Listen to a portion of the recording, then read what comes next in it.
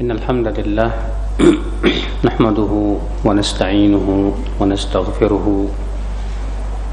ونعوذ بالله من شرور أنفسنا ومن سيئات أعمالنا من يهده الله فلا مضل له ومن يضلل فلا هادي له وأشهد أن لا إله إلا الله وحده لا شريك له وأشهد أن محمدا عبده ورسوله.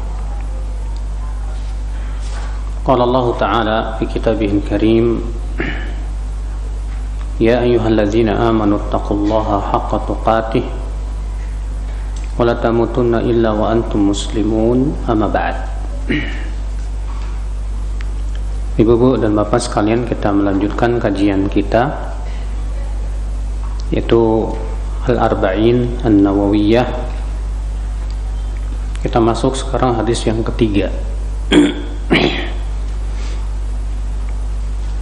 An Abi Abdurrahman Abdullah ibn Umar radhiyallahu anhuma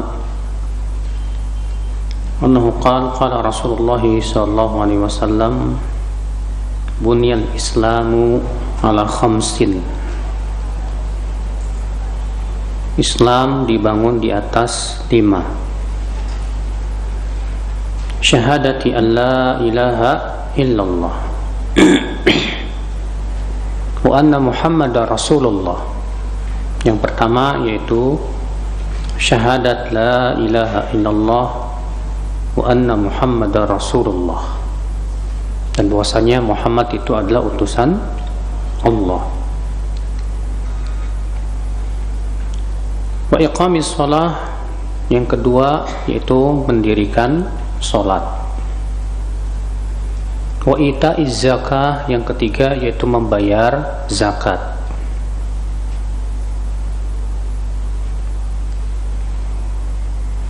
Wa shaumi Ramadan, kemudian yang keempat yaitu puasa apa? Ramadan. Di dalam satu ayat yang lain, wa hajjil bait, haji ke Baitullah, wa shaumi Ramadan, dan puasa Ramadan, dengan mendahulukan haji ke Baitullah, kemudian setelah itu puasa Ramadan. Dikeluarkan Imam Bukhari di dalam sahihnya, dan Imam Muslim juga di dalam sahihnya.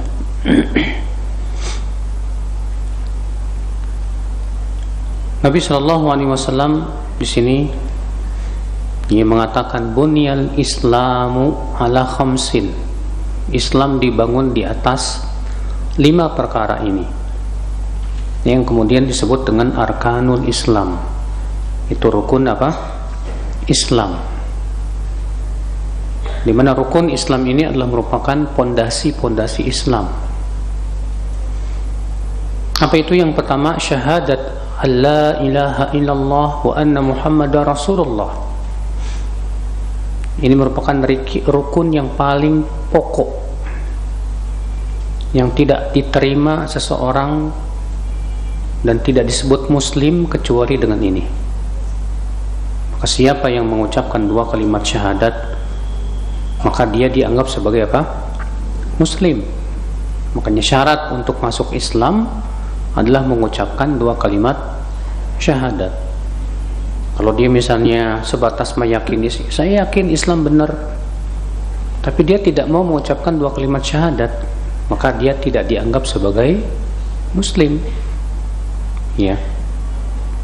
Namun tentunya ibu-ibu dan bapak sekalian, pengucapan 2 kalimat syahadat ini tidak sebatas ucapan.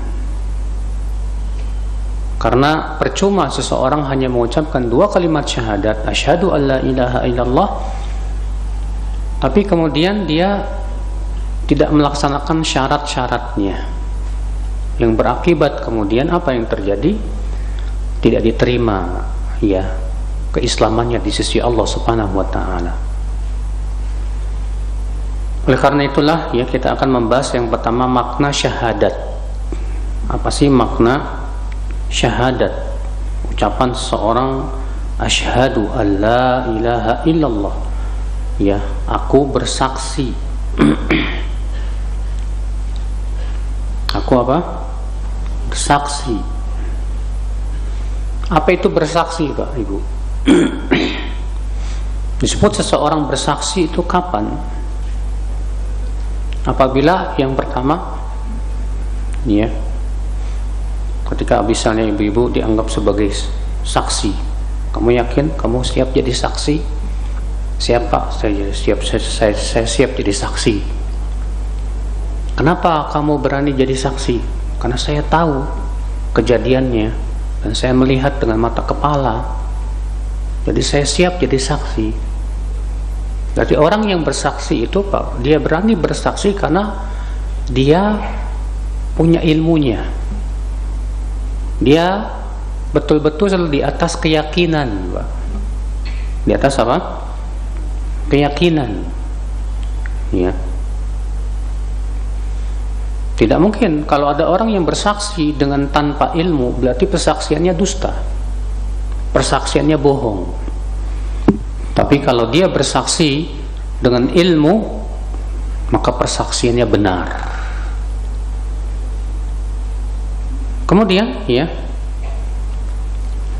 setelah ketika kita bersaksi, kita dimintai persaksiannya. Apa yang terjadi, Pak? Kita akan menyampaikan apa yang kita lihat. Berarti kita harus mengucapkan dan mengabarkan kepada, ya, hakim, ya, akan persaksian kita. Ikhwatul Islam, azani Allah wa iyyakum. Nah, ini makna bersaksi, Pak. Saya bersaksi, artinya kita mengabarkan apa yang kita ketahui tentang dengan ilmu dan keyakinan bahwa tidak ada ilah yang berhak disembah, diibadahi kecuali siapa? Allah Subhanahu wa ta'ala. Syahadat la ilaha illallah. La ilaha illallah ada dua rukun. Yang pertama yaitu dalam ucapan la ilaha, yang artinya tidak ada ilah. Ini disebut dalam bahasa Arab dengan nafi. Ya, artinya meniadakan. Artinya apa? Meniadakan. Yang kedua yaitu dalam ucapan illallah. Rukun yang kedua yaitu dalam ucapan illallah, kecuali Allah. Maka ini disebut dengan isbat. Apa itu isbat? Menetapkan. Ya. Berarti la ilaha illallah harus terpenuhi dua rukun, Pak. Rukun yang pertama meniadakan, rukun yang kedua apa? Menetapkan. Meniadakan apa? Meniadakan adanya Tuhan, ilah yang berhak disembah. Kemudian setelah meniadakan, kita menetapkan illallah. Menetapkan apa? Bahwa Allah satu-satunya zat yang berhak disembah. Kalau Bapak meniadakan saja, tidak ada ilah, maka ini ateis.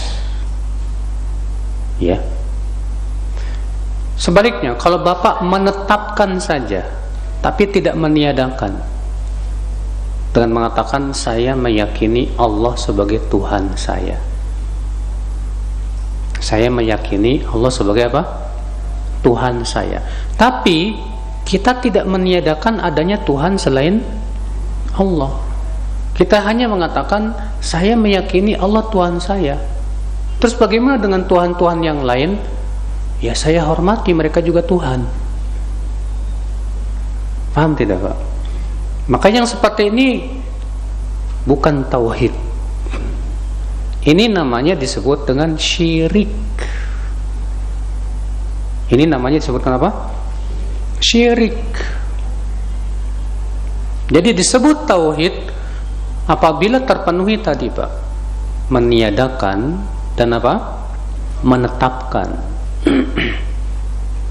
Sama seperti firman Allah di dalam surat Al-Baqarah ayat 256. Ya, Allah Subhanahu wa taala berfirman, faman yakfur bit-taghut wa yu'min billah faqad istamsaka bil urwatil wuthqa. Faman yakfur bit-taghut, siapa yang kafir kepada tagut. Siapa sih tagut itu, Pak?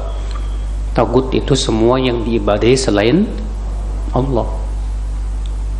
Di zaman sekarang banyak orang-orang takfiri hanya memokuskan tagut itu kepada pemimpin yang tidak berhukum dan hukum Allah. Padahal tagut itu maknanya luas sekali, Pak. Dan yang paling utama dari tagut adalah yang disembah selain Allah subhanahu wa ta'ala. Karena tagut dari kata togo, yang artinya apa? Yatajawazal had, melebihi batasan dirinya sebagai seorang hamba. Yang seharusnya dia diposisikan sebagai seorang hamba, ini melebihi kedudukannya sebagai seorang hamba. Iya. Maka Allah mengatakan faman yakfur bit-taghut, siapa yang kafir kepada tagut. Kemudian apa? Wa yu'min billah, dan beriman kepada Allah. Lihat, Allah meniadakan dulu kafir kepada tagut. Kemudian apa? Menetapkan beriman kepada Allah. Dan inilah makna daripada la ilaha illallah. Kalau ada orang berkata, saya cinta Allah, ini tauhid bukan, Pak? Cukup? Belum cukup. Kita tanya lagi, ada enggak selain Allah yang kamu cintai seperti kamu mencintai Allah? Kalau dia katakan ada, musyrik. Ini orang apa? Musyrik. Allah berfirman, wa minan nasi may yattakhidhu min dunillahi andada yuhibbunahum ka hubbillah. Di antara manusia ada yang mengambil tandingan selain Allah. Mereka mencintai tandingan itu seperti mencintai apa? Allah. Ini disebut dengan syirkul mahabbah, syirik cinta. Saya takut sama Allah. Kita katakan, tak dulu, ada nggak selain Allah yang kamu takuti seperti kamu takut kepada Allah? Jika dia katakan ada, berarti musyrik ini orang. Bukan tauhid, bukan. Tauhid itu seperti apa? Hanya Allah satu-satunya yang paling kita apa? Takuti. Iya. Makanya Allah berfirman, qul huwallahu ahad. Katakan, dialah Allah ahad. Ahad itu artinya apa? Apa sih, Pak? Ahad itu artinya satu-satunya. Dialah Allah satu-satunya. Satu-satunya apa? Pertama, satu-satunya yang kita ibadahi, satu-satunya yang paling kita cintai, satu-satunya tempat kita berdoa, satu-satunya tempat kita bertawakal, satu-satunya yang paling kita takuti, satu-satunya yang kita gantungkan pengharapan. Maka kalau kita jadikan Allah sebagai satu-satunya, Pak, ahad, yang itu merupakan makna ahad, berarti kita sudah mentauhidkan siapa? Allah subhanahu wa ta'ala. Pahami hakikat la ilaha illallah. Karena orang-orang musyrikin Quraisy di zaman Rasulullah SAW, ketika ditanya siapa yang menciptakan langit dan bumi, apa jawab mereka, Pak? Allah. Siapa yang memberikan rezeki kepada kalian? Allah. Siapa yang menghidupkan dan mematikan? Allah. Tapi keyakinan mereka ini ternyata tetap tidak dianggap sebagai seorang muslim. Orang-orang musyrikin Quraisy, Pak. Allah mengatakan dalam surat Luqman ayat 5, ya, wala in sa'altahum man khalaqas samawati wal ard. Kalau kamu bertanya kepada mereka, siapa yang menciptakan langit dan bumi? Apa kata mereka? Allah. Fasayaquluna Allah. Mereka akan berkata, Allah yang menciptakan langit dan bumi. Ya. Allah juga berfirman, qul man yarzuqukum minas sama'i wal ardi amman yamliku as-sam'a wal absar wa man yukhrijul hayya minal mayyit wa yukhrijul mayyita minal hayy wa man yudabbirul amr Fasayaquluna Allah. Katakan hai Muhammad kepada mereka orang-orang musyrikin itu, siapa yang memberikan rezeki ya kepada kalian dari langit dan bumi? Atau siapa yang memiliki pendengaran dan penglihatan? Dan siapa yang bisa mengeluarkan yang hidup dari yang mati dan mengeluarkan yang mati dari yang hidup? Dan siapa yang mengurus segala urusan ini di alam semesta? Fasayaquluna Allah. Maka orang-orang musyrikin itu berkata apa? Allah. Ya. Qul faqul afala tattaqun. Maka katakan kepada mereka, kenapa kalian tidak bertakwa kepada Allah, tidak mentauhidkan Allah? Jadi Pak, orang-orang musyrikin Quraisy itu Pak, kalau ditanya yang menciptakan langit dan bumi bukan Lata, bukan Allah, bukan Uzza, bukan, tapi siapa? Allah. Bukan Hubal, bukan. Ketika orang musyrikin ditanya, kalian yakin yang menciptakan langit, yang memberikan rezeki, yang menghidupkan, mematikan itu Allah? Lantas kenapa kalian menyembah Lata dan Uzza? Kenapa? Apa kata mereka? Allah sebutkan dalam surat Az-Zumar ayat 3. Surat apa tadi? Ini surat Az-Zumar ayat 3. Allah mengatakan, walladzina ittakhadhu min dunihi awliya ma na'buduhum illa liyuqarribuna ilallahi zulfa.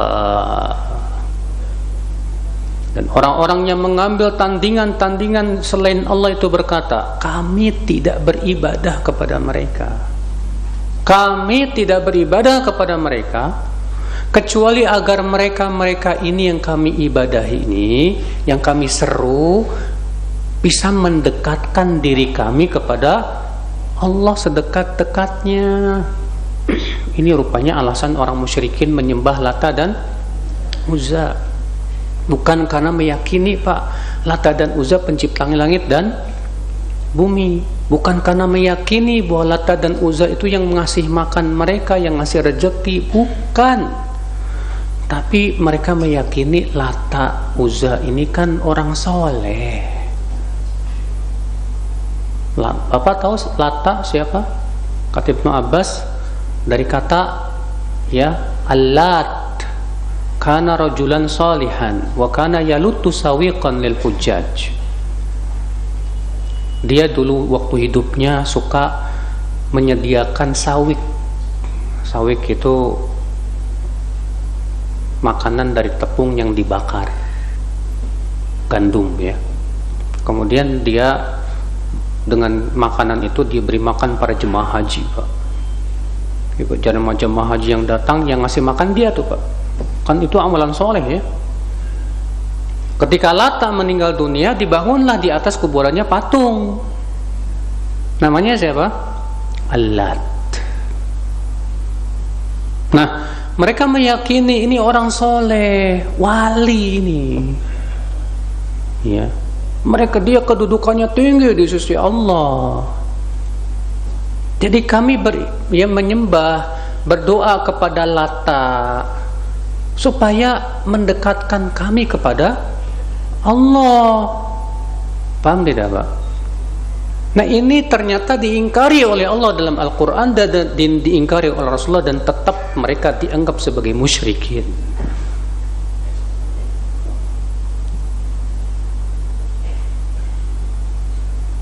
Jadi Pak, sebatas menetapkan Allah pencipta langit dan bumi cukup? Tidak. Sebatas meyakini Allah yang menghidupkan dan mematikan, yang memberikan rezeki, yang mengatur alam semesta cukup? Tidak. Kenapa orang-orang musyrikin itu tetap dianggap kafir padahal keyakinan mereka Allah yang menciptakan langit dan bumi Pak? Karena mereka memalingkan ibadah kepada selain Allah. Mereka berdoa kepada Lata dan Uzza. dengan tujuan supaya Lata dan Uzza mendekatkan diri mereka kepada Allah. Dan anehnya Pak, orang musyrikin Quraisy ketika berlayar di lautan dan ditimpa ombak besar itu lupa sama Lata, lupa sama Uzza Pak, lupa itu. Apa kata Allah? فَإِذَا رَكِبُوا فِي الْفُلْكِ دَعَوُا اللَّهَ مُخْلِصِينَ لَهُ الدِّينَ. Ketika mereka berlayar di lautan dan ditimpa gelombang besar, mereka berdoa kepada Allah saja, memurnikan doa hanya untuk Allah. Lupa sama Lata, lupa sama siapa? Uzza. Saat ditimpa gelombang besar, doanya hanya kepada Allah saja sudah. Karena mereka yakin Lata dan Uzza nggak ada manfaatnya saat itu. Nggak kayak orang di zaman sekarang. Ketika ditimpa gelombang besar yang dipanggil bukan Allah Pak. Ya Sayyid Badawi, ya Syekh Abdul Qadir Jilani, ya Syekh, ya Rabb. Makanya kesyirikan di zaman sekarang lebih berat Pak. Ya. Orang-orang musyrikin Quraisy itu syiriknya pas seneng doang Pak.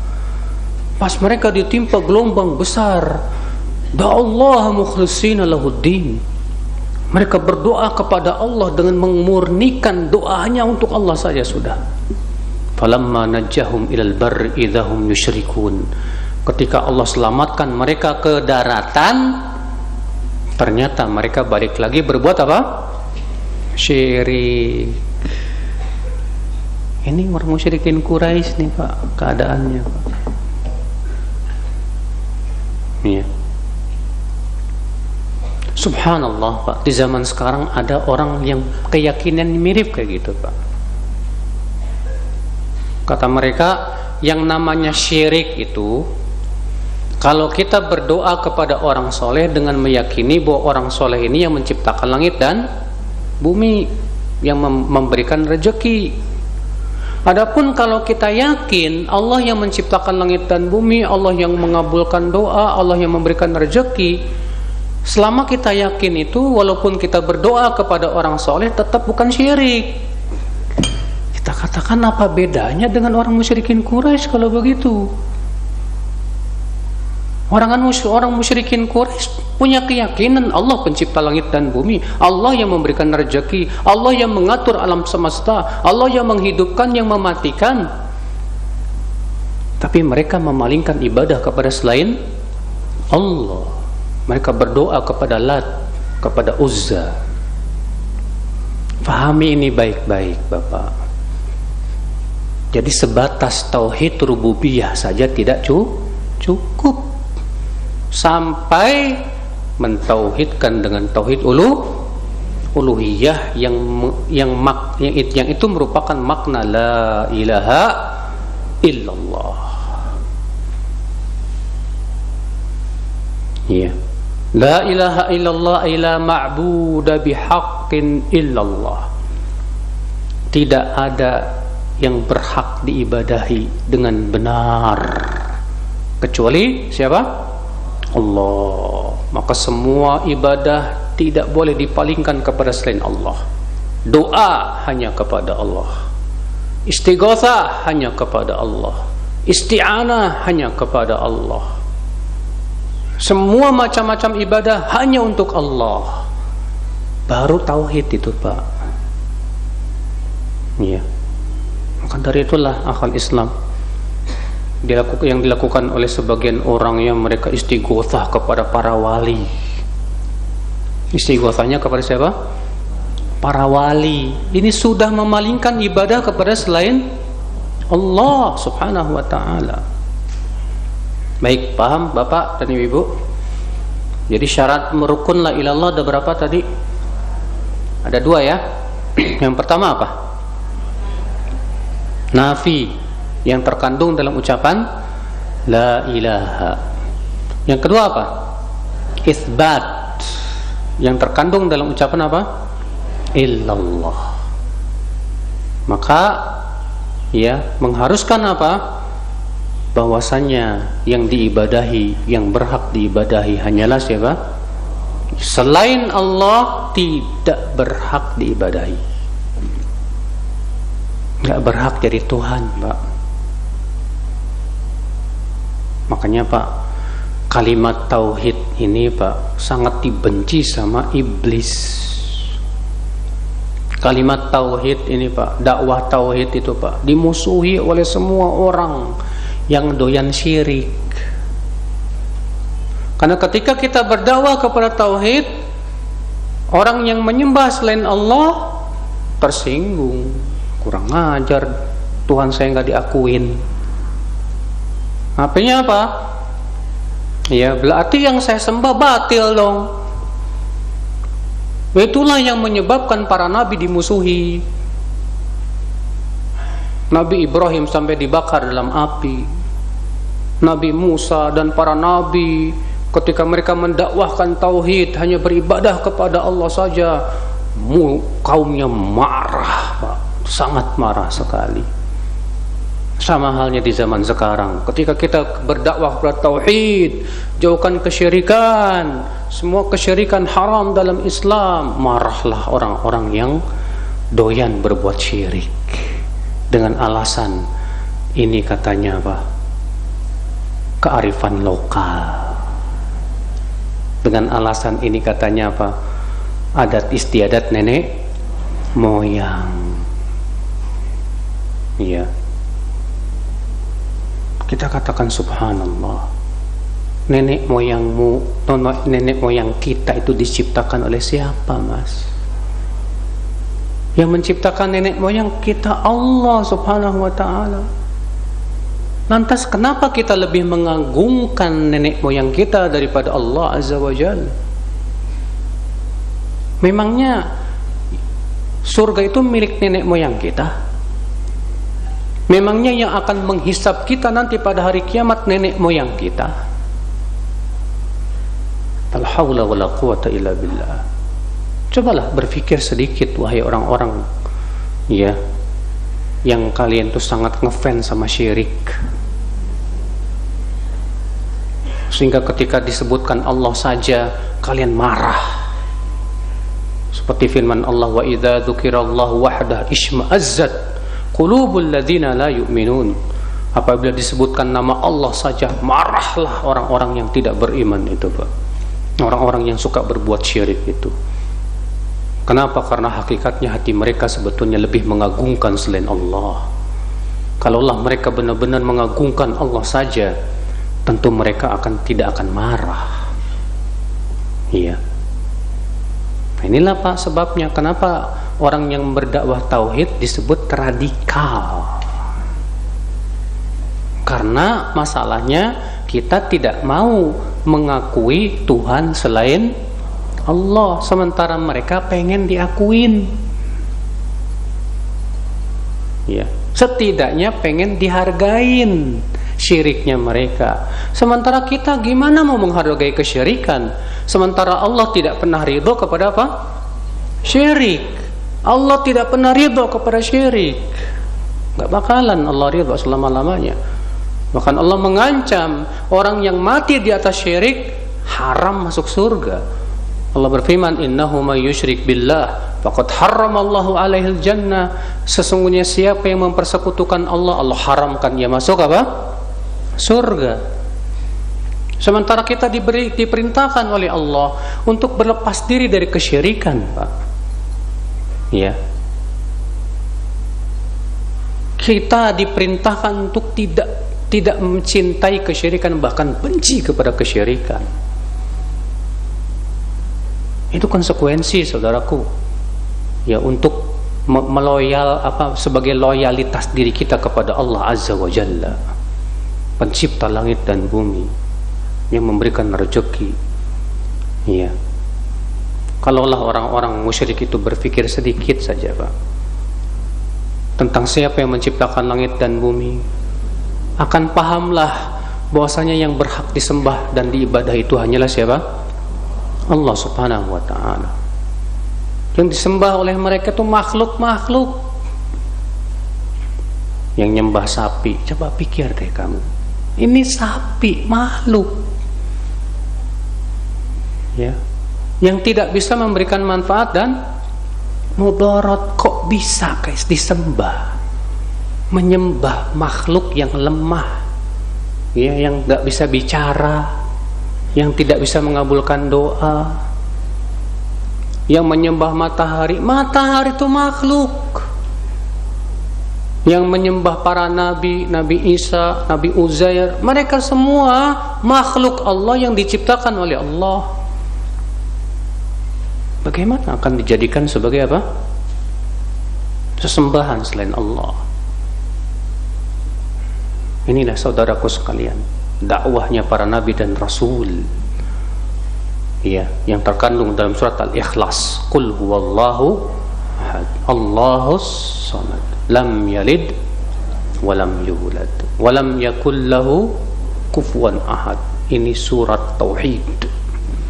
Katakan, dialah Allah satu-satunya.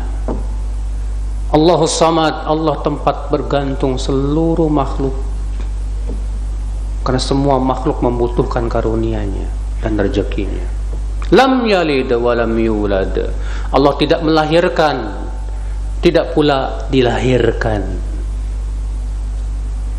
Walam yakul lahu kufuwan ahad, dan tidak ada yang sebanding dengan Allah, siapapun juga.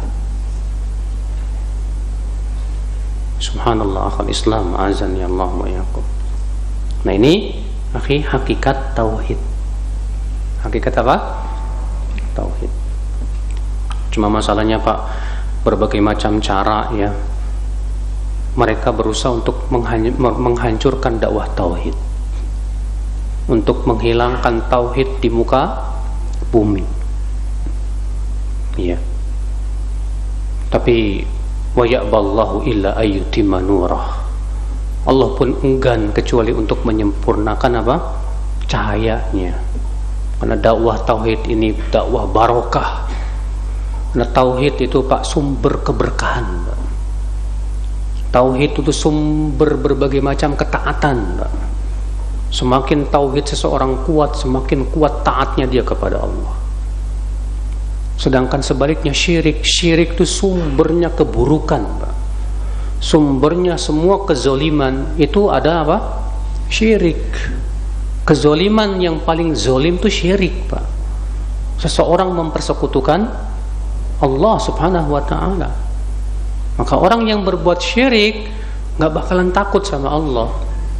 Orang yang gak takut sama Allah pasti berbuat berbagai macam kemaksiatan, kesyirikan dan yang lainnya. Maka dari ini akhi, jangan pernah kita merasa aman dari perbuatan syirik juga, iya, karena setan dan bala tentaranya akan berusaha menjatuhkan kita kepada apa? Syirik, Pak. Berusaha gimana supaya kita mati musyrik, supaya kita nggak masuk ke dalam surga. Itu usaha setan, ya. Nah, ini apa? Rukun la ilaha illallah. Kemudian syarat la ilaha illallah, ada syaratnya, ada rukun, ada syarat. Apa bedanya syarat sama rukun, Pak? Kalau syarat biasanya di luar ibadah, sedangkan rukun itu adanya di dalam ibadah. Contoh misalnya rukun sholat. Rukun sholat takbiratul ihram. Takbiratul ihram masuk dalam sholat nggak? Masuk, iya. Kemudian baca al-fatihah. Al-fatihah masuk dalam sholat nggak? Masuk. Syarat sah sholat apa aja? Di atas wudu masuk dalam sholat nggak? Enggak, di luar. Nah, ini bedanya syarat dengan apa? Rukun, ya. Nah, sekarang syarat. Para ulama menyebutkan bahwa la ilaha illallah ada 7 syarat, Pak. Oh, la ilaha illallah ada berapa syarat? 7. Dan sebagian menambahkan 8. Apa itu? Yang pertama, al-ilmu al-munafil al-jahl, berilmu yang meniadakan kebodohan.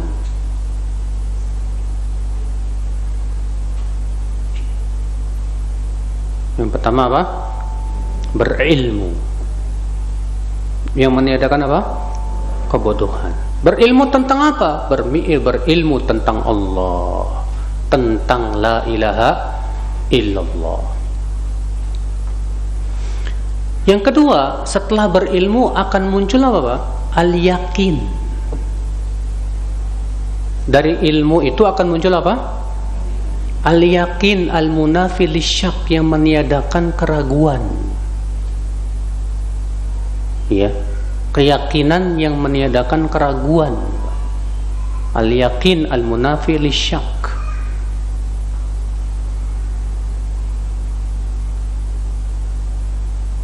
Mungkin nggak Pak yakin tanpa ilmu?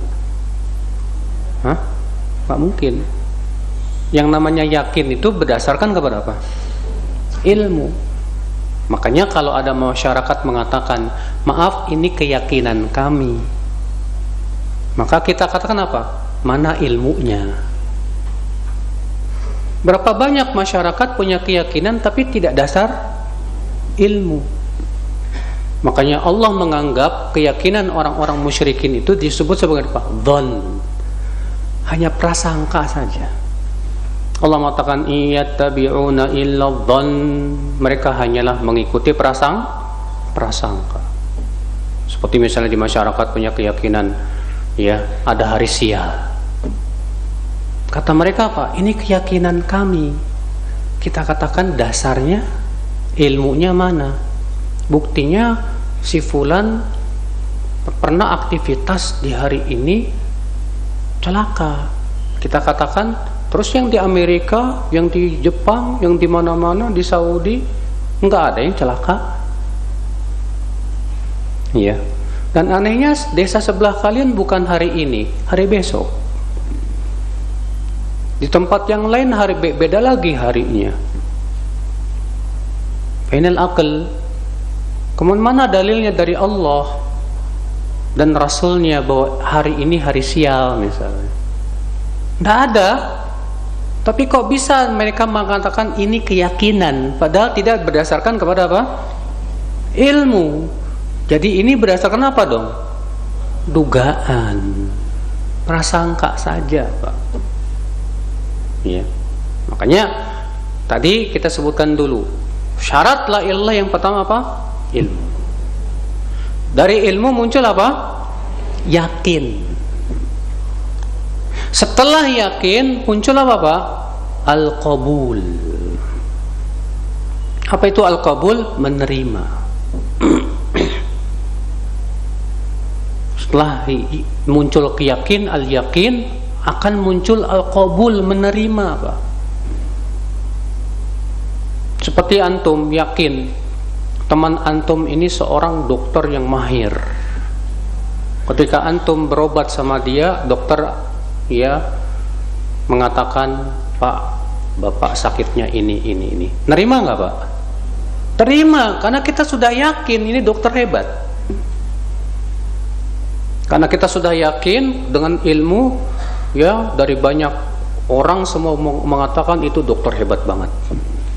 Pas kita datang berobat, si dokter memberitahu kepada kita bahwa penyakitnya ini, kita terima. Dari mana menerima itu muncul? Dari yakin. Tapi kalau antum nggak yakin, ini dokter jangan-jangan blow on nih. Ini dokter bukan sih? Bagaimana antum akan terima ucapannya? Nggak bakalan diterima, Pak. Ya. Setelah al-qabul menerima, Pak, apa konsekuensinya dari itu? Dari al-qabul, yaitu adanya al-inqiyad. Al-inqiyad, ketundukan dan kepatuhan. Ketundukan dan apa? Kepatuhan. Patuh. Antum datang ke dokter, dok, saya sakit nih. Kita tahu, yakin ini dokter ini hebat. Akhirnya dokter mengatakan kamu penyakitnya ini, mas. Nah, jadi gimana dong dok? Saya kasih resep kamu ya, tolong makan 3 hari sekali, ya. Sebab kalau kamu nggak makan ini, nanti penyakit kamu tambah parah. Oh gitu dok. Ya udah patuh aja kan. Ya, makan tiap 3 hari sehari. Dari mana kita patuh? Ya, dari mana? Karena kita sudah yakin dan menerima, Pak. Sudah yakin dan apa? Menerima. Patuh aja. Mungkin antum kalau berobat sama dokter nggak pernah protes, dok, kok kamu sok tahu, kamu yang sok tahu nggak paham, belum punya ilmunya kok. Ini nih, begini nih, buktinya kok benar kok. Ya, obatnya udah bagus ini, lihat ini. Kita langsung makan aja, Pak. Dan ketika kita makan obat, ya kita patuh sama dokter. Ikhlas nggak, Pak? Atau terpaksa? Ikhlas. Kita jujur, nggak ada keterpaksaan sama sekali. Ikhlas dan jujur. Ya, berarti apa? Ilmu, yakin, menerima, patuh, ikhlas, jujur. Udah berapa tuh? 6. Ilmu, yakin, menerima, qabul, inqiyad, tunduk, patuh, ikhlas, jujur.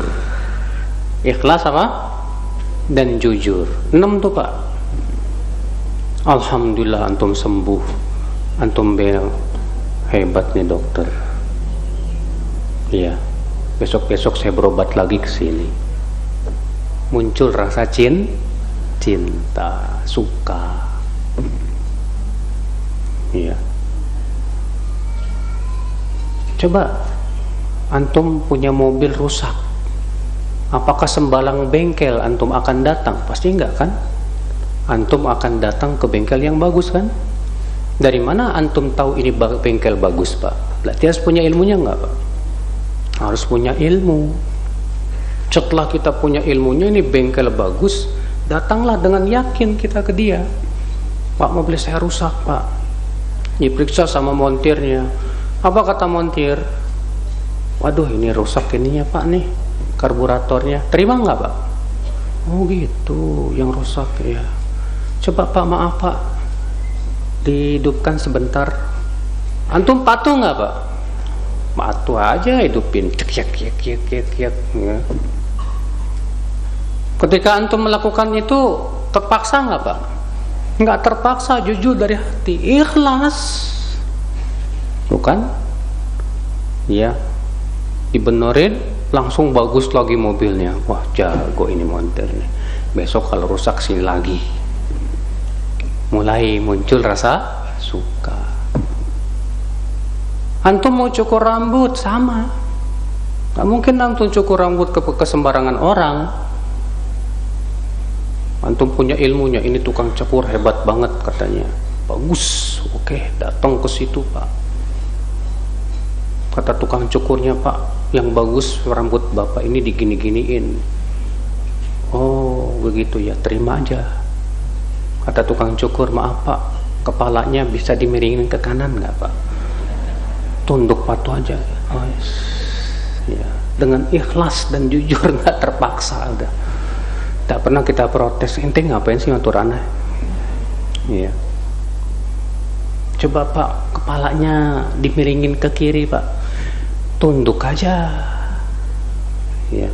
Cuman sayang, Pak, kepatuhan kita kepada tukang cukur itu terkadang beda dengan kepatuhan kepada Allah. Sama Allah terkadang kita masih mikir-mikir.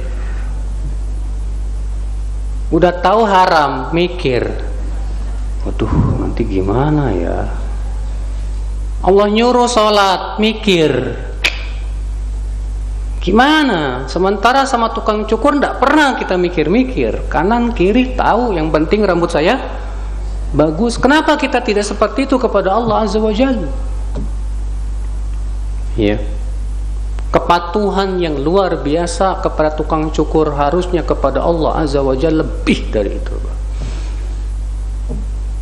Makanya kenapa syarat la ilaha illallah itu 7?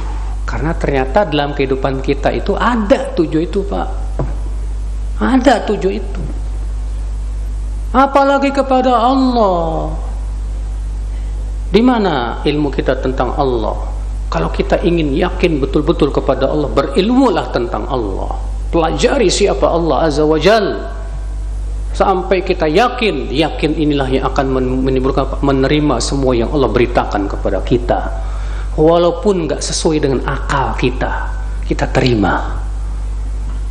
Ya. Kenapa? Karena kita sudah yakin bahwa Allah tidak mungkin salah, bahwa Rasulullah tidak mungkin salah.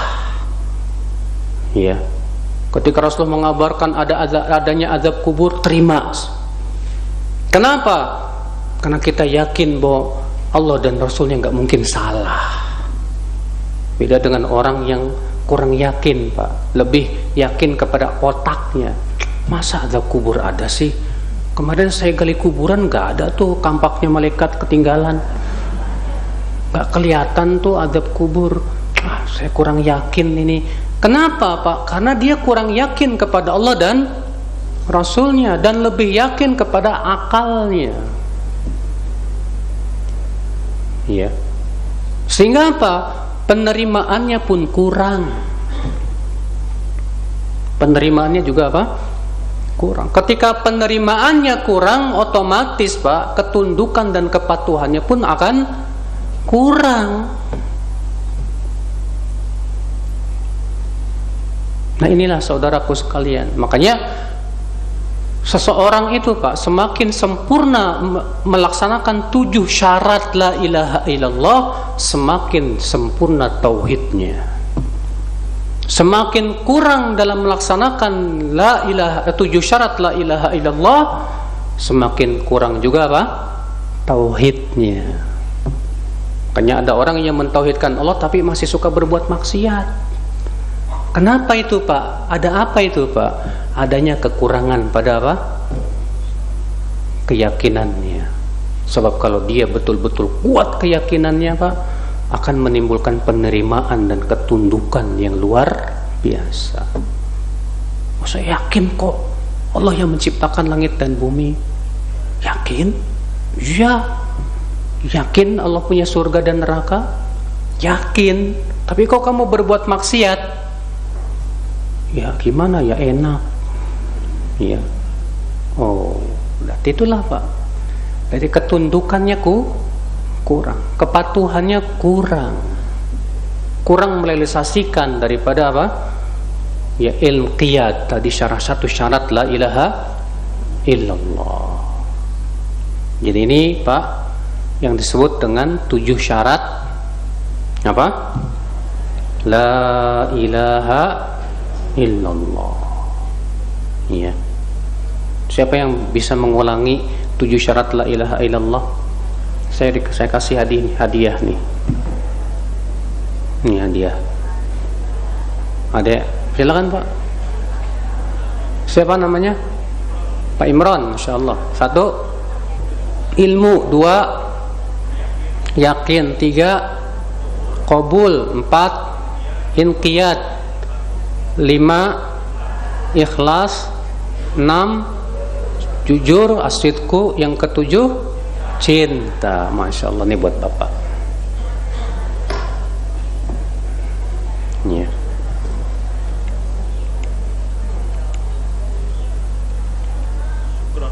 Ya, syukuran, Pak. Sekolah khair. Jadi paham, Pak, Ibu, kenapa syarat la ilallah 7 tadi?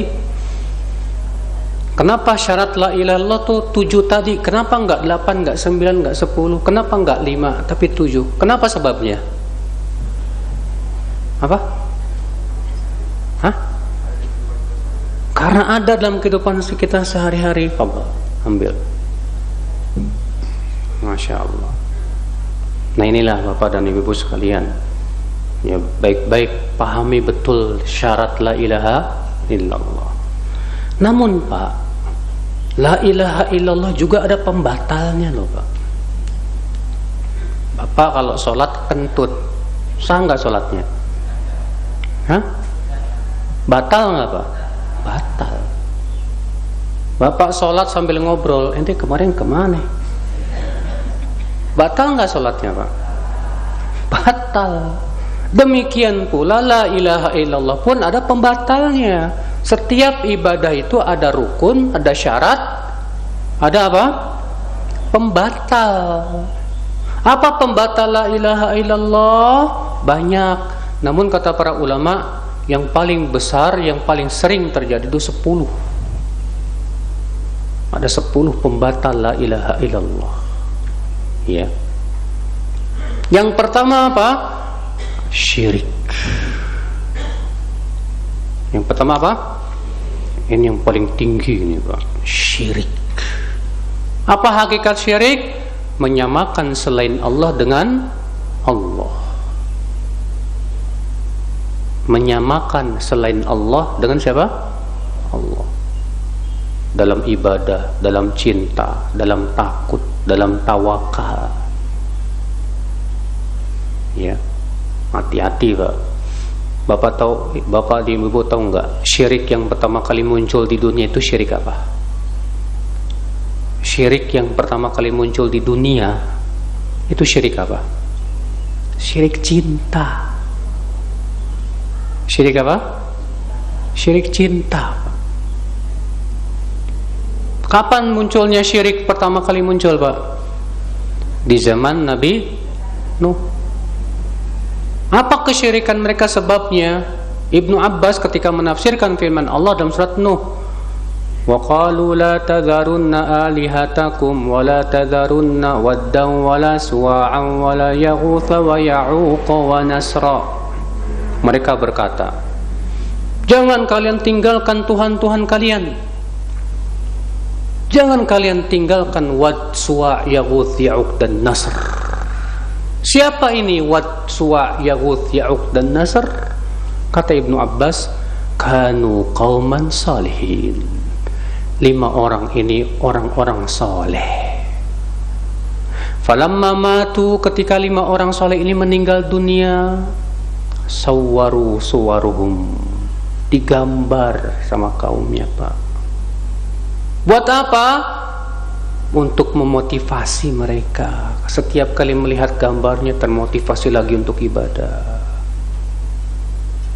Lalu setan mewahyukan anin sabu lahu nasoban, bikin patungnya. Dibikin patung orang soleh itu supaya mengingatkan dan memberikan apa? Motivasi ibadah. Belum disembah? Belum. Pintarnya setan begitu Pak. Pertama digambar dulu, lama-lama dibikin apa?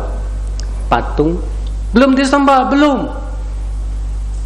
Ya, lama-lama setan berkata, sembahlah. Terjadilah apa? Penyembahan kepada patung itu Pak. Saking cintanya kepada orang-orang soleh, cinta kepada wali. Di Indonesia ini pecinta wali songo banyak Pak, Masya Allah. Mencintai wali bagus-bagus, mencintai para wali bagus, betul. Kita mencintai orang soleh, orang-orang yang beriman dan bertakwa. Tapi jangan sampai kita jadikan cinta kita ini akhirnya apa? Terjerumus kepada apa? Kesyirikan yang disebut dengan syirkul mahabbah, yang Allah sebutkan dalam surat Al-Baqarah 165 tadi. Wa minan nasi man yattakhidhu min dunillah andada yuhibbunahum ka hubbillah. Di antara manusia ada yang mengambil tandingan selain Allah. Mereka mencintai tandingan itu seperti mencintai apa? Allah. Kapan cinta berubah jadi ibadah Pak? Kata para ulama, cinta berubah menjadi ibadah apabila disertai dengan 2, at-tadallul wal khudul. Ya, ketundukan dan penghinaan diri di hadapan yang ia cintai itu. Maka ketika ada orang di sisi kuburan orang soleh Pak, dengan khusyuk dia dan takut kualat di situ, ya, dan menghinakan diri, berarti dia sudah beribadah kepada kuburan itu. Ini disebut dengan cinta yang sudah sampai ke derajat apa? Syirik. Ya. Ya, ternyata syirik yang pertama kali muncul di dunia syirik cinta kepada para wali. Padahal mencintai wali itu termasuk perkara yang dianjurkan dalam agama. Tapi ketika sampai kepada derajat tadi, terjadilah kesyirikan akhal Islam. Ya. Nah ini saudaraku sekalian, azan ya Allah wa yakum. Jadi hati-hati. Mencintai para nabi wajib tidak, Pak? Wajib. Tapi mendewakan para nabi sehingga menempatkan mereka melebihi tempatnya sebagai seorang manusia, bahkan memberikan sifat kepada nabi dengan sifat-sifat Allah, ini jelas syirik. Mencintai Rasulullah wajib. Itu merupakan kesempurnaan iman. Tapi bagaimana Rasulullah SAW mendidik para sahabat, Pak, supaya jangan sampai Rasulullah dijadikan tandingan selain Allah. Apa kata Rasulullah? La tutruni kama atratin nasara Isa ibn Maryam. Jangan kalian berlebihan dalam memujiku sebagaimana orang-orang Nasrani berlebihan memuji Isa ibn Maryam. Fa innama abdun, aku ini hanyalah hamba Allah. Faqulu abdullahi wa rasuluh, katakan aku ini hamba Allah dan apa? Rasulnya. Ketika ada seorang jariyah mendendangkan sebuah syair, wa fina nabiyyun ya'lamu ma fi ghadin, kami punya nabi yang tahu apa yang akan terjadi di masa depan. Marah Rasulullah. Kenapa? Karena ini berbau kesyirikan. Ketika ada orang yang berkata kepada Rasulullah, anta sayyiduna wa ibnu sayyidina, marah Rasulullah. Apa kata Rasulullah? As-sayyid wallah, sayyid itu hanyalah Allah saja. Ayuhan nas, la yastahwiyannakum syaitan, kata beliau. Hai manusia, jangan sampai setan menyeret kalian kepada kesyirikan. Bahkan subhanallah, Pak, saking Rasulullah SAW menjaga dan memelihara kemurnian tauhid, sampai Rasulullah kalau datang kemudian para sahabat menyambut dengan berdiri, gak suka Rasulullah. Kata Anas bin Malik, para sahabat orang yang paling mereka cinta adalah Rasulullah. Tapi ketika Rasulullah datang, tidak ada di antara mereka yang berani berdiri, karena mereka tahu Rasulullah tidak suka disambut dengan cara apa? Berdiri. Kalau kita terkadang kalau ada yang nggak berdiri, kurang ajar ini, nggak punya adab kamu. Sementara Rasulullah SAW nggak suka disambut dengan cara apa?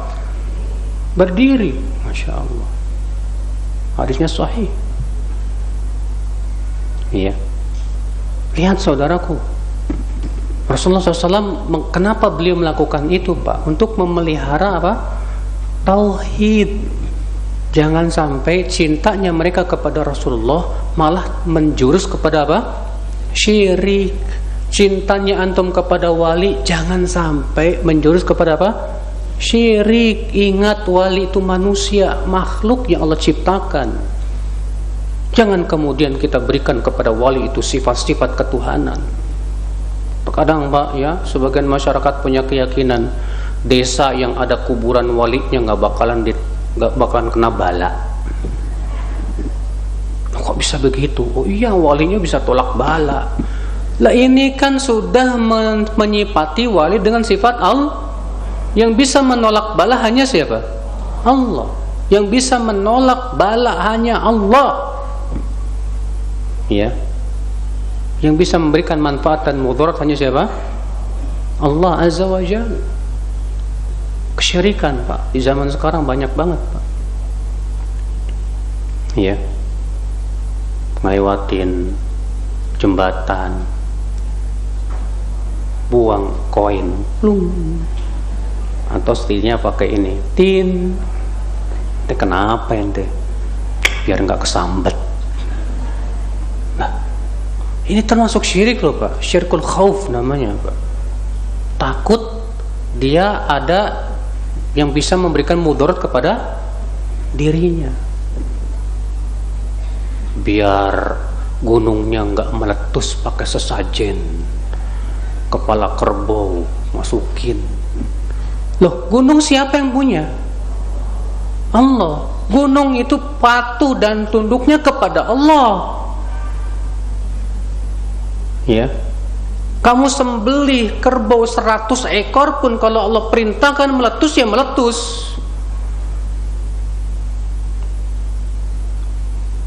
Ya. Cuma terkadang Pak, iblis memberikan kepada mereka apa? Wahyu. Katanya apa kata iblis? Kurang sesajennya, makanya meleduk tuh. Tambah lagi sesajennya, tambah kencang mereka Pak, ditambah lagi, ya. Subhanallah. Seperti yang Allah firmankan dalam surat Al-Jin, wa annahu kana rijalun minal insi ya'udzuuna birijalin minal jin fazaduhum rahaqa. Dan bahwasanya ada laki-laki dari manusia minta perlindungan kepada laki-laki dari jin, maka para jin itu menambah manusia kesusahan dan kelelahan. Ya, kurang sesajennya, tambahin lagi, kurang, tambahin lagi, duit habis percuma. Mendingan dibuat fakir miskin. Tapi ini malah untuk apa? Kesyirikan. La haula wala quwata illa billah. Hati-hati Mas. Ya. Walaupun syirik ada dua macam ya, ada syirik besar dan syirik apa? Kecil. Syirik besar banyak Pak, cuman yang sering terjadi itu 4. Yang pertama tadi syirik cinta. Syirik apa? Cinta. Yang kedua syirik doa.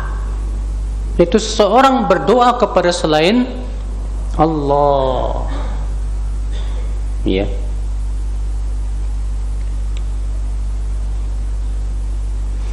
Kemudian yang keempat syirik yang ketiga syirik taat. Apa itu syirik taat? Meyakini ada selain Allah dan Rasulnya yang berhak untuk ditaati dalam menghalalkan apa yang Allah haramkan atau mengharamkan apa yang Allah halalkan. Syirik taat apa itu? Meyakini bahwa ada selain Allah yang berhak ditaati dalam apa? Menghalalkan apa yang Allah haramkan atau mengharamkan apa yang Allah apa? Halalkan. Allah mengharamkan babi nggak Pak? Haram. Lalu ada seorang kiai berkata babi halal. Lalu kemudian murid-muridnya menaatinya. Berarti dia sudah menjadikan kiai ini sebagai apa? Tandingan selain Allah. Sekarang kalau misalnya Bapak menaati atasan tapi nggak ada keyakinan itu, Bapak menaati atasan cuma karena takut dipecat doang. Paham tidak Pak? Ada orang yang menaati atasan itu karena takut dipecat doang. Maka ini masuknya kata para ulama dalam syirik kecil, bukan syirik besar. Ya. Dan syirik kecil itu lebih berat daripada dosa besar. Apa bedanya syirik besar sama syirik kecil Pak? Ada yang tahu? Perbedaan syirik besar sama syirik kecil ada 3. Yang pertama apa? Syirik besar menghapus seluruh amal. Kalau syirik kecil hanya membatalkan amal yang terkena syirik kecil itu aja. Betul. Nih, buat antum. Perbedaan yang kedua apa? Syirik besar sama syirik kecil tadi kan 3. Itu baru pertama. Kedua apa? Syirik besar kekal di neraka. Syirik kecil Kekal nggak? Tidak. Betul nih Pak, buat Bapak.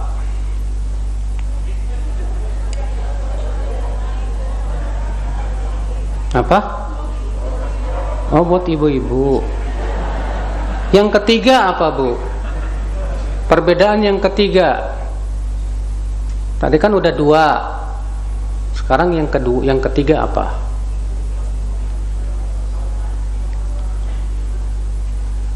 Ibu-ibu nggak ada yang jawab, laki-laki lagi. Hasan, syirik besar bisa mengeluarkan pelakunya dari Islam. Syirik kecil tidak. Fadhal, ambil, habis deh.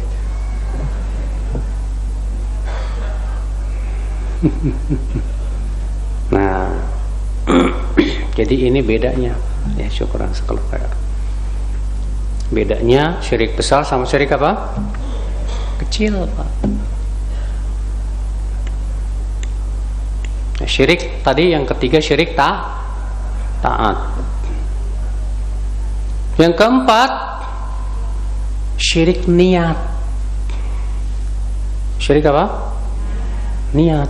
Kapan syirik niat bisa menjadi syirik besar? Bila niatnya 100% bukan karena Allah. Niatnya 100% bukan karena Allah. Karena seorang muslim tuh nggak mungkin, Pak, tidak ada niat karena Allahnya pun nggak mungkin, pasti ada.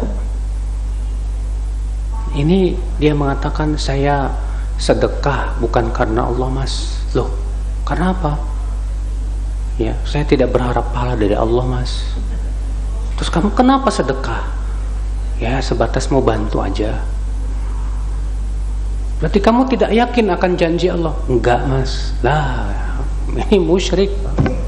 Syirik, kufur.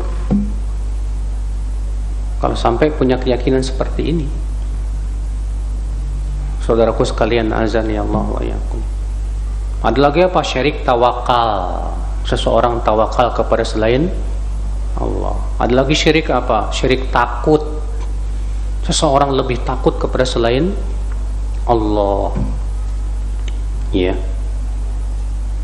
Dan yang lainnya. Yang jelas Pak, hati-hati, waspada dari yang namanya apa? Syirik. Ingat, sekecil apapun syirik lebih berat daripada dosa besar. Contoh syirik kecil apa, Pak? Ria. Antum tahu ria bagaimana dosanya, Pak? Kata Rasulullah SAW, orang yang pertama kali dibakar dalam api neraka, orang yang ria. Yang pertama kali dilemparkan ke dalam neraka 3 orang. Orang yang alim berilmu, orang yang berjihad mati syahid, dan orang yang suka bersedekah. Dipanggil orang alim dan qori ini, apa amalmu? Dia berkata, ya Allah, di dunia aku menuntut ilmu, aku ajarkan ilmu, aku baca Quran. Allah berfirman, kamu dahulu menuntut ilmu karena ini disebut ulama, dan kamu baca Quran karena ini disebut qari, dan kamu sudah mendapatkan sebutan itu. Lalu ia diseret dan dilemparkan ke dalam neraka. Dibawa yang kedua, orang yang mati syahid. Apa amalmu? Aku berperang karena engkau ya Allah di jalanmu sampai aku mati syahid. Allah berfirman, kamu dahulu berperang karena ini disebut pahlawan. Ditarik, diseret, dilemparkan ke neraka. Dibawa orang yang suka bersedekah. Apa amalmu? Apa kata dia? Ya Allah, tidak ada satupun tempat yang kau sukai untuk aku berinfak padanya kecuali aku sudah berinfak ya Allah. Karena engkau, Allah berfirman apa? Kamu bersedekahnya ini disebut dermawan. Dilemparkan lagi ke dalam api neraka. Hati-hati itu, Mas. Ini syirik kecil loh, Mas. Syirik kecil itu. Gimana syirik apa? Besar. Terkadang kita ria, ya, update status, lagi sholat tahajud, duh ngapain lah, ya. Terkadang orang sengaja sujudnya dilamain, Pak, biar hitam jidatnya, Pak. wah kalau jidatnya hitam kayaknya saya ini wali ke-10 deh. Allah musta'an. Akhirnya apa Pak? Niatnya beda lagi. Bukan karena Allah lagi tuh Pak, syirik. Iya. Ada lagi disebut oleh para ulama dengan apa? Syirik ikhlas. Loh, kok syirik ikhlas? Gimana syirik ikhlas? Itu seseorang ingin diakui keikhlasannya. Pengen diakui kalau kita apa? Ikhlas. Saya ikhlas loh Mas. Tak dulu Mas. Kalau ikhlas tuh karena Allah, nggak usah ngasih tahu ke orang juga, nggak masalah. Ya. Terkadang kita ingin diakui kalau kita apa? Ikhlas Pak. Ini termasuk salah satu jenis apa? Syirik loh Pak. Hati-hati loh Pak. Ya. Makanya kata para ulama, tanda orang ikhlas itu apa? Tanda orang ikhlas itu dipuji tidak semakin semangat, dicela enggak apa? Enggak loyo. Pujian dan cercaan manusia tidak ada manfaatnya buat dia sama sekali. Enggak ngaruh sama sekali. Itu berarti tandanya kita Tapi kalau kita dipuji tambah semangat, itu tandanya kurang ikhlas. Kalau dicaci sama orang malah tambah apa? Loyo, futur, berarti kita kurang ikhlas. Ya, saudaraku sekalian, azan ya Allah wa yakum. Ya, dan insyaallah pada pertemuan yang akan datang kita akan lanjutkan kembali, ya masih di syahadat la ilaha illallah Muhammad Rasulullah. Nah, pada kajian subuh ketika sudah masuk syuruk, alarm berbunyi dan ustadz yang mengisi kajian belum selesai, tapi ada jemaah yang melakukan sholat syuruk. Dalam hal ini adab enggak? Sangat tidak adab. Loh kok enggak adab? Pertama Pak, majelis taklim itu haknya seorang ustadz. Makanya Allah mewajibkan ya para sahabat dalam majlis taklim itu wajib minta izin kepada Rasulullah SAW ketika mereka mau pergi, dan yang lainnya wajib minta apa? Izin dulu. Itu adab majlis taklim. Kalau ustadz mengizinkan silahkan. Kalau ustadz tidak mengizinkan nggak boleh pergi. Itu adab dalam majlis taklim yang banyak tidak diketahui orang Pak. Sekarang kita lihat banyak ikhwan datang pergi seenaknya aja, nggak ada sama sekali minta apa? Izin. Iya. Yang kedua Pak, sholat syuruk yang rajih, yang sahih itu adalah sholat duha. Makanya dalam riwayat Imam Ahmad dengan lafaz begitu, hatta yusalliyad duha, sampai ya sholat duha. Sedangkan sholat duha itu Pak panjang waktunya.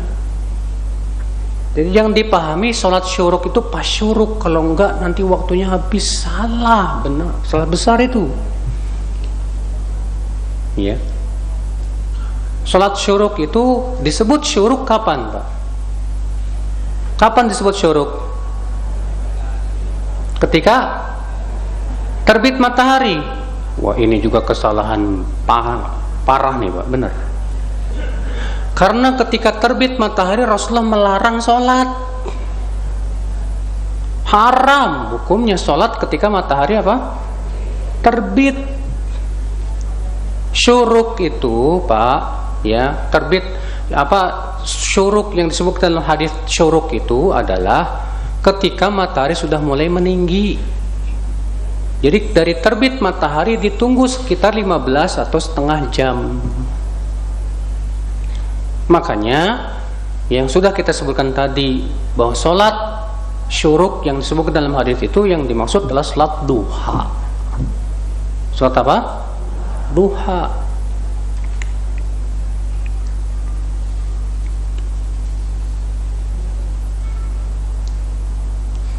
Menggunakan perempuan, ada sepekan lalu keponakan saya nikah siri.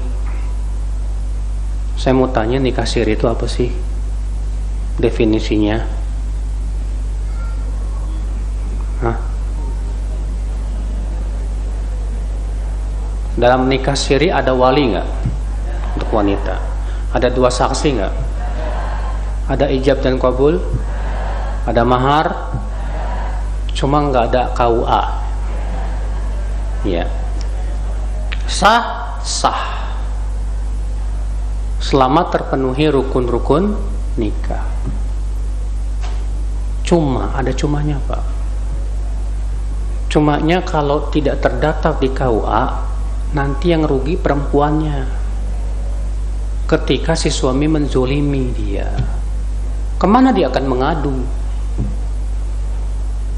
Kemana dia akan mengajukan perceraian? Kemana dia akan khulu? Ya, yang akan banyak ruginya nanti si perempuan, Pak.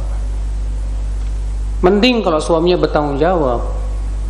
Nah, kalau ada sebagian laki-laki nikah lagi itu cuma sebatas apa? Seneng-seneng doang. Setelah bosan ya udah tinggalin. Ya. Nah, begitu.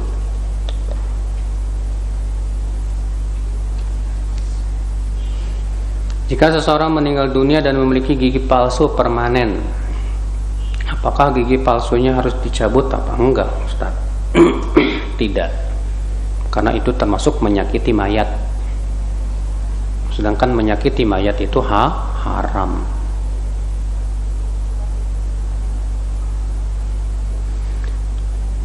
Tentang sunnahnya berwudu sebelum tidur malam, apakah harus diulang terus wudunya setiap kali buang air kecil? Kasihan amat.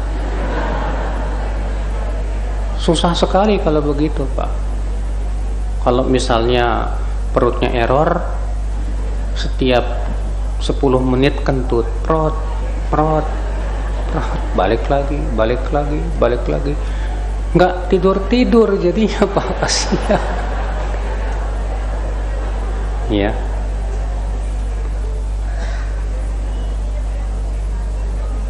Iya.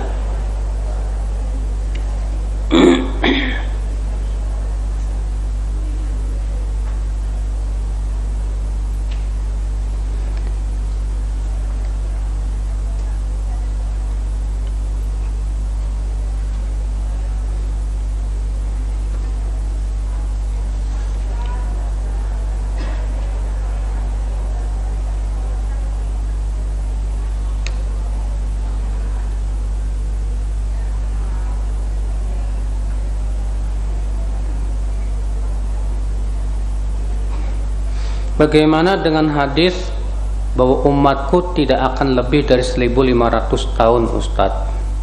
Hadisnya palsu. Kata Dr. Umar Falatah, semua hadis yang menyebutkan tentang batasan umur umat Islam semuanya palsu.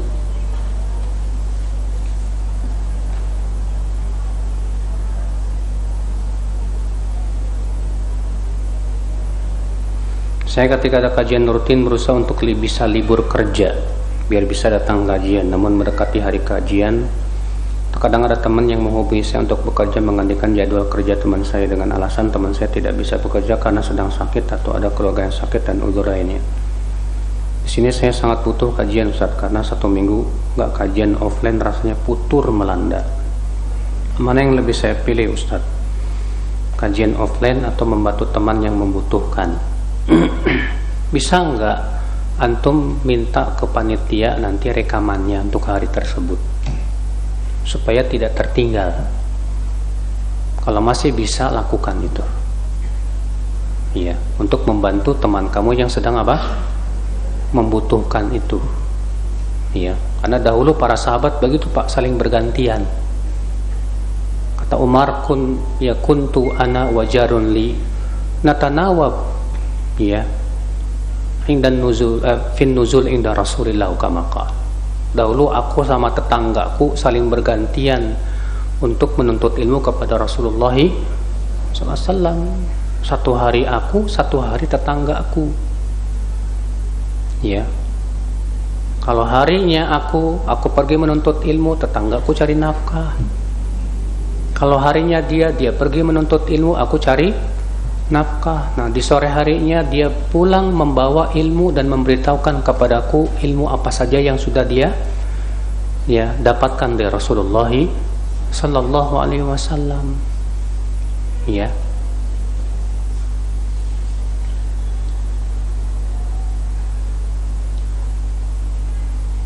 Bagaimana hukum iuran untuk acara bid'ah, Ustadz? Jangan.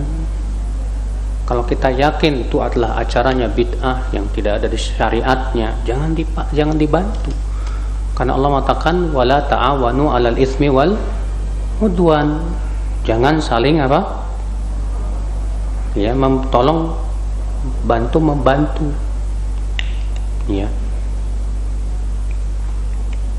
Apakah lirik lagu cinta dapat membatalkan syahadat? Ustaz, tergantung liriknya gimana. Kalau sebatas aku cinta kamu, ya itu bukan syirik, Pak.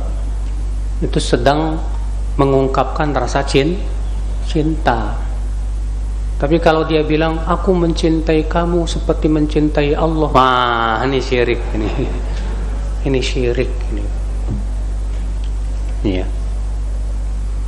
Demi kamu aku akan korbankan seluruhnya. Wah, ini termasuk syirik, Pak. Kata-kata yang mengandung syirik. Ya, karena mengorbankan semua hanya untuk siapa? Allah. Cuma terkadang ya begitu, orang lagi jatuh cintrong, susah. Pikirannya pendek, Pak.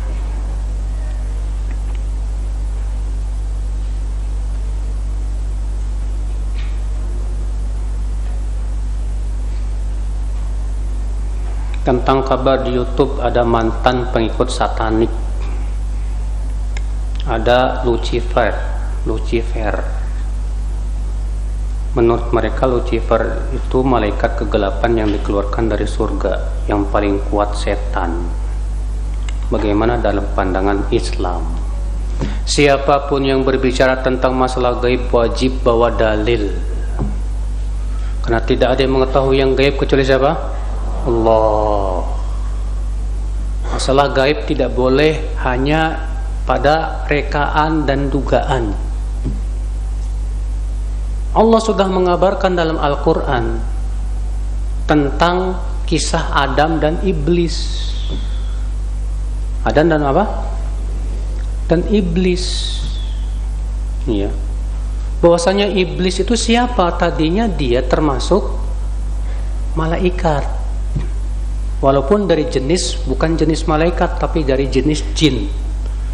Tapi sebelum diciptakan Adam, dia termasuk orang-orang yang diberikan oleh Allah kelebihan.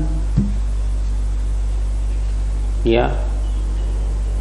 Ketika Allah ciptakan Adam, Allah lebihkan Nabi Adam dengan ilmu, tampaklah sifat iblis sebenarnya.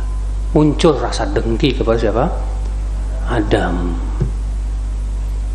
Ketika Allah suruh semua malaikat termasuk iblis untuk sujud, iblis pun menampakkan kedengkiannya dan berkata, khalaqtani min nar wa khalaqtahu min tin. Aku enggak mau sujud ya Allah, karena engkau ciptakan aku dari api, sedangkan engkau ciptakan Adam dari tanah. Api lebih baik dari tanah, harusnya dia yang sujud sama aku. Maka kemudian iblis pun terkena laknat Allah Azza wa Jalla. Karena dalam kamus iblis nggak ada istilah taubat.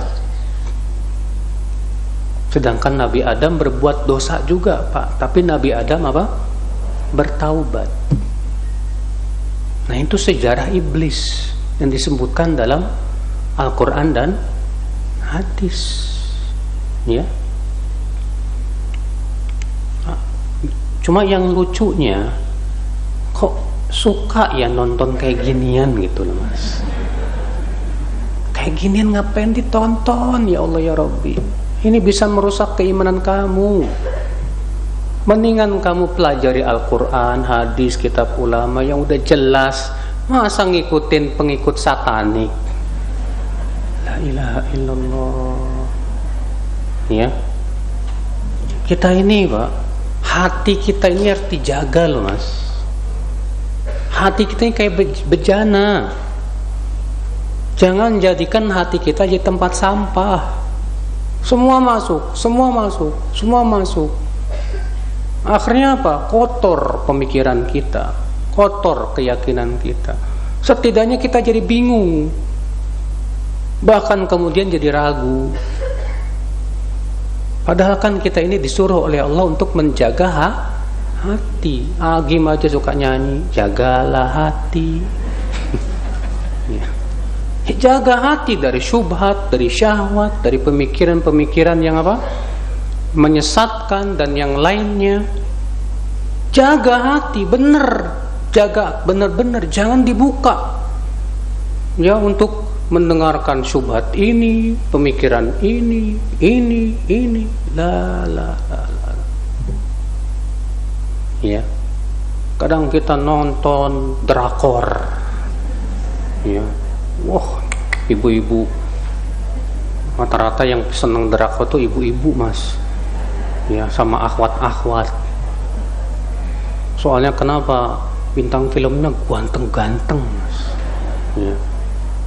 Ngeri. Ini kan bisa mengotori hati loh Mas. Mengotori apa? Ibu. Coba dengarkan film.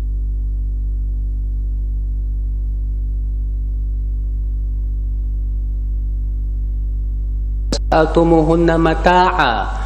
Apabila kalian, wahai para sahabat Nabi, meminta kepada istri-istri Nabi itu ya sesuatu, fas'aluhunna min wara'i hijab, mintalah dari belakang hijab. Lalu Allah menyebutkan alasannya kenapa? Allah menyebutkan alasannya kenapa? Kenapa disuruh meminta dari belakang apa? Dzalika athharu liqulubikum wa qulubihin. Karena yang demikian itu lebih suci untuk hati kalian dan hati mereka. Siapa yang tidak butuh kepada kesucian hati, Pak? Apakah ayat ini khusus untuk istri Nabi saja? Tidak, kata para ulama. Karena semua wanita mukminah dan laki-laki mukminin sangat membutuhkan kesucian hati. Jangan dikotori hati dengan melihat tontonan-tontonan yang bisa merusak hati kita, Pak. Jaga hati kita itu. Ya. Ibu-ibu gara-gara nonton drakor mulu berkurang cintanya sama suaminya, Mas. Karena ngelihat yang ganteng-ganteng pas ngelihat suaminya, ya. Ada seorang suami yang tadinya sangat cinta sama istrinya, gara-gara matanya jelalatan, semua diliatin. Ada akhwat cantik kok, ya. Akhirnya dibayang-bayangin, Pak. Akhirnya apa? Istrinya sudah dia tidak cintai lagi. Gara-gara apa? Hatinya nggak dijaga, matanya dilepas. Ya, hati-hati. Makanya ya ikhwatal Islam, menjaga hati itu nggak mudah. Ya.